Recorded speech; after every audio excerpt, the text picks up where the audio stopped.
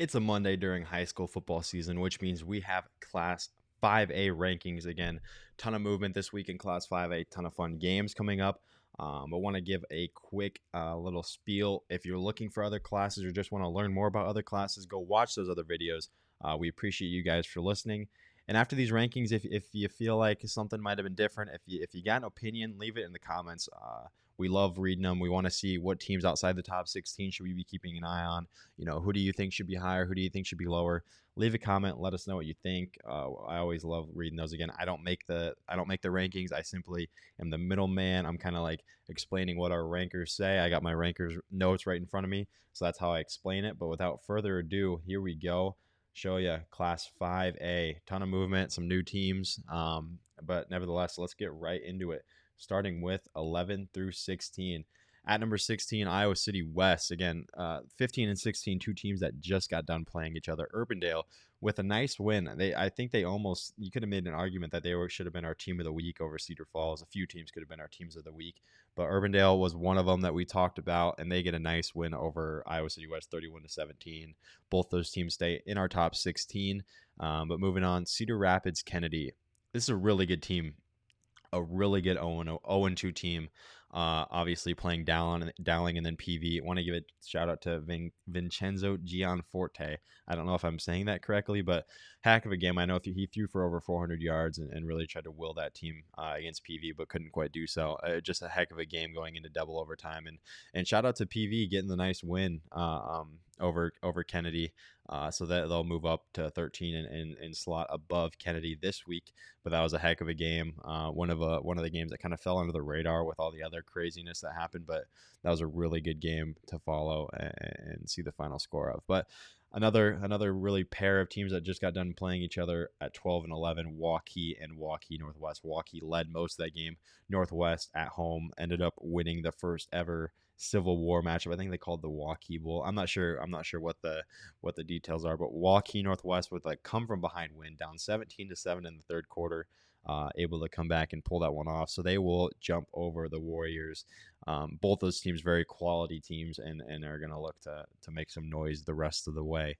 But without further ado, let's get into the top 10. At number 10, Centennial. They bounced back, beat a solid AIM squad 42-6.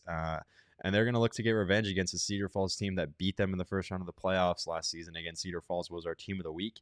And as you can see, them at number 7, that is a top 10 matchup in Class 5A. It feels like there's one of those every week in this class, and that's one of them this week. At number 9, Ankeny. I mean, they lose to Southeast Polk by a lot, by 37 points, but it's just Southeast Polk at this point. They are the perennial number 1. And hopefully they can kind of get their rebound and their feet back underneath them as they get another tough squad, the number 2 ranked team. I'm not gonna spoil that because it feels like that's kind of obvious, but the number 2 ranked team in Dowling Catholic, so Ankeny, they get back-to-back weeks against top 2 teams. So tough draw, but when you look at it from another perspective, it's a chance to bounce back for this Ankeny Hawks team and really make a statement. At number 8, Johnston, they get a tough loss to the Cedar Falls squad at the Unidome. This team will be as good as Will Nuss and Jacob Simpson can be each night.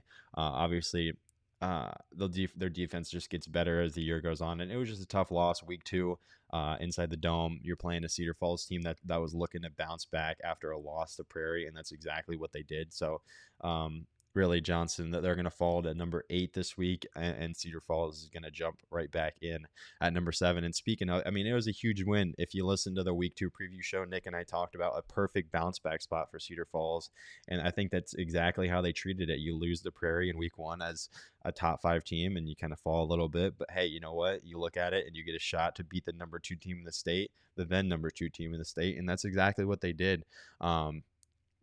So they beat Johnson for the second year in a row, and Cedar Falls will get another chance. And like we said, they're going to get a chance against Centennial to get another top 10 quality win and really solidify themselves as a contender in Class 5A this year. So looking forward to that matchup. And at number 6, Bettendorf.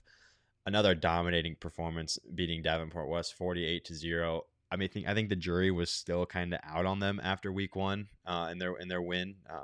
But Pleasant Valley is starting to look better, and that makes Bettendorf look better. And so they slot way up here at number 6. And again, they're just proving themselves as a contender in this stacked Class 5A field.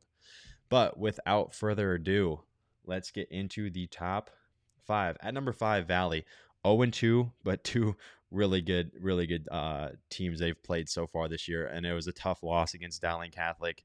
And Valley was 5-4 last year before making a deep playoff run, so they're no strangers to being in this type of position, and their schedule lightens up a little bit, but only slightly, as they get Johnston. And Johnston, again, a team that's going to be looking to bounce back. So that's one of those games where two teams are really, I wouldn't say desperate for a win, but they're really looking to get back on track. And Valley falling to 0-3 would be kind of tough to get out of, and Johnston falling to 1-2 would be kind of tough to get out of. So both those squads are going to be really looking to make a statement in week 3, and they both kind of have the same intentions going into this one, which is get their name back on the map and back in the win column.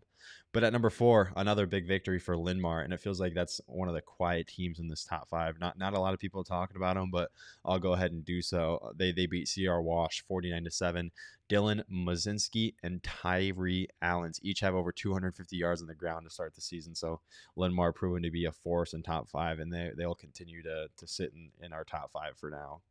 At number 3, Cedar Rapids Prairie, 42-13 win over Dubuque Senior. Their win against Cedar Falls is starting to look a lot better after Cedar Falls obviously beat Johnston, and we'll find out just how good they are when they head to Southeast Polk and square off with the Rams. That one's going to be a ton of fun.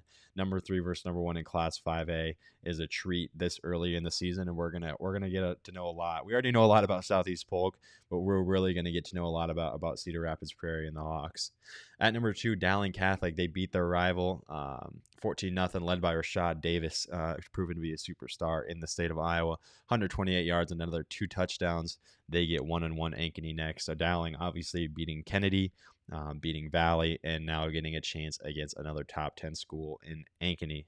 And at number 1, not moving, it's the Southeast Polk Rams. 58 points on Ankeny, but they got a big matchup, like I said, against number 3 Cedar Rapids Prairie.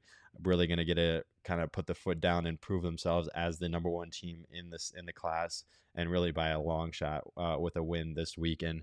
You know, they get to do it in the inaugural game in their brand new stadium. That's going to be a ton of fun. I've seen pictures. I haven't seen it in person. It's going to be great. We are currently running a competition on our Instagram to see where I'm at.